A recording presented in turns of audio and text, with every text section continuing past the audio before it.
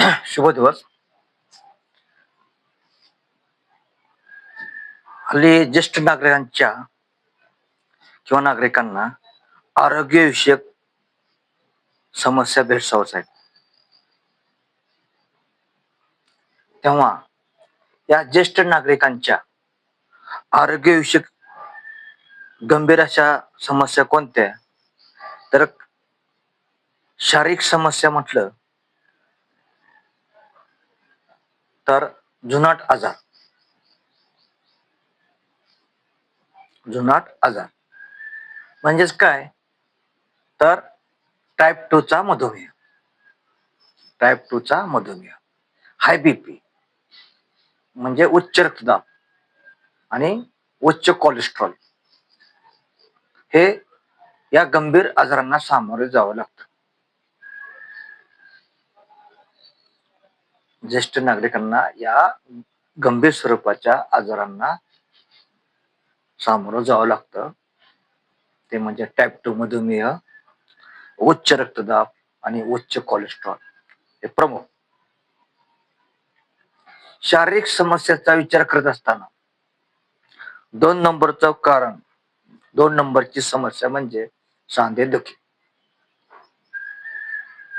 तेव्हा संधिवात, गुडघे किंवा खुवा प्रत्यारोपण यासारख्या समस्यांना सामोरं जावं लागतं. तेव्हा आता 3 नंबरची समस्या कुठली असेल तर हृदयविकार. ज्येष्ठ नागरिकांना भेडसावणारी आरोग्यविषयक समस्या, त्यात शारीरिक समस्या मध्ये म्हटलं तर 3 नंबरची हृदयविकार ही समस्या. थोडक्यात काय? तर हृदयविकाराचे झटके असतील, रक्तवाहिन्यांचे संबंधित आजार असतील, हृदयविकाराचे झटके असतील किंवा रक्तवाहिन्यास संबंधित काही आजार असतील तरी या देखील समस्येचा प्रामुख्याने समावेश होतो. 4 नंबरची समस्या म्हणजे कुठली? तर श्वसनाचे आजार, म्हणजे उदाहरणार्थ फ्लू, न्यूमोनिया व इतर श्वसनाचे विकार ज्येष्ठ नागरिकांना सामोरे जावं लागते या समस्यांना. 5 नंबरची समस्या कुठली असेल तर ज्ञानेंद्रियाची कमतरता, ज्ञानेंद्रियांची कमतरता म्हणजेच काय? दृष्टी कमी होते बघा, मोतीबिंदू होतो, ऐकायला कमी येतं, ऐकू कमी येते. पुढील समस्या कुठली? तर कर्करोग. वृद्धापकाळात उतार वयामध्ये कर्करोगाचा धोका हा वाढत असतो. उतार वयामध्ये कर्करोगाचा धोका वाढत असतो, हे लक्षात घ्या.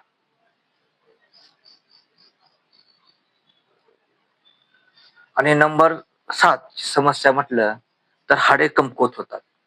हाडे कमकुवत होतात. ऑस्टिओपोरोसिसमुळे फ्रॅक्चर होण्याचा धोका जास्तीत जास्त लोकांना असतो बघा. वाढत्या वयामध्ये किंवा ज्येष्ठ नागरिकांना या समस्येला सामोरं जावं लागतं. हाडे कमकुवत झाले, ऑस्टिओपोरोसिस झाला, तर त्या ऑस्टिओपोरोसिसमुळे काय होतं? थोडं जरी पडलं, पाय घसरला तरी फ्रॅक्चर होण्याचा धोका जास्तीत जास्त असतो आणि फ्रॅक्चर होतोच. तेव्हा ज्येष्ठ नागरिकांच्या बाबतीत आरोग्यविषयक शारीरिक समस्या कोणत्या असतील तर जुनाट आजार असतील, टाईप 2 मधुमेह, उच्च रक्तदाब, उच्च कोलेस्ट्रॉल, सांधेदुखी म्हणजे संधिवात, गुडघेदुखी, खुबा प्रत्यारोपण, तसेच हृदयविकार, हृदयविकाराचे झटके किंवा रक्तवाहिन्या संबंधी आजार, श्वसनाचे विकार, उदाहरणार्थ फ्लू, न्यूमोनिया व इतर श्वसनाचे आजार. ज्ञानेंद्रियाच्या बाबतीत म्हटलं तर काय होतंय? ज्ञानेंद्रियाची कमतरता, उदाहरणार्थ मोतीबिंदू, दृष्टी कमी होणे, ऐकायला कमी येणे म्हणजे ऐकू कमी येणे, उतार वयामध्ये कर्करोगाचा धोका वाढलेला असतो, लक्षात ठेवा. आणि हाडे देखील कमकुवत झालेली असतात. त्यामुळे साहजिकच ऑस्टिओपोरोसिसमुळे हाडे फ्रॅक्चर होण्याचा धोका जास्तीत जास्त असतो. तेव्हा ज्येष्ठ नागरिकांना आरोग्यविषयक समस्या, शारीरिक समस्या हा थोडक्यात विचार जर केला तर वाढत्या वयानुसार चयापचय शक्ती देखील कमी झालेली असते. हे एक नंबरचं समस्या आहे. वाढत्या वयानुसार चयापचय शक्ती कमी होणे आणि 2 शरीरातील प्रतिकारक शक्ती कमी होणे हे प्रमुख 2 समस्या ही ज्येष्ठ नागरिकांना जास्तीत जास्त भेडसावतात. 99% लोकांना या समस्या सामोरे जावं लागते. कोणत्या? वाढत्या वयानुसार चयापचय शक्ती कमी होणे आणि 2 शरीरातील प्रतिकारक शक्ती कमी होणे. या 2 महत्वाची कारणे या समस्याला लागू पडतात. तेव्हा ज्येष्ठ नागरिकांनी आपण व्यवस्थित काळजी घ्यावी आणि निरोगी राहण्याचा प्रयत्न करावा. सकस आणि पौष्टिक असा आहार घ्यावा. तेव्हा ज्येष्ठ नागरिकांना आरोग्यविषयक समस्या बाबतीत शारीरिक समस्या जर कुठल्या असतील तर या समस्यांना त्यांना सामोरं जावं लागतं. त्यामुळं काळजी घेणं हे अत्यंत गरजेचं आहे. तेव्हा काळजी घ्या, काळजी करू नका. काळजी करून काही उपयोग होत नाही. काळजी मात्र नक्की घ्या. स्वतःच्या शरीराची काळजी नक्की घ्या. या निमित्तानं तुम्हाला मी हेच सांगू इच्छितो.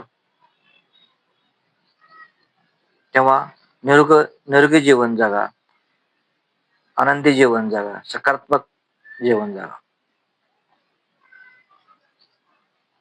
तेव्हा व्हिडिओ कसा वाटला लाईक करा, एक लाईक करा, इतरांना व्हिडिओ शेअर करा. नवीन असाल तर सबस्क्राईब करा. पुढील व्हिडिओ पाहण्यासाठी बेल आयकॉनला टच करा.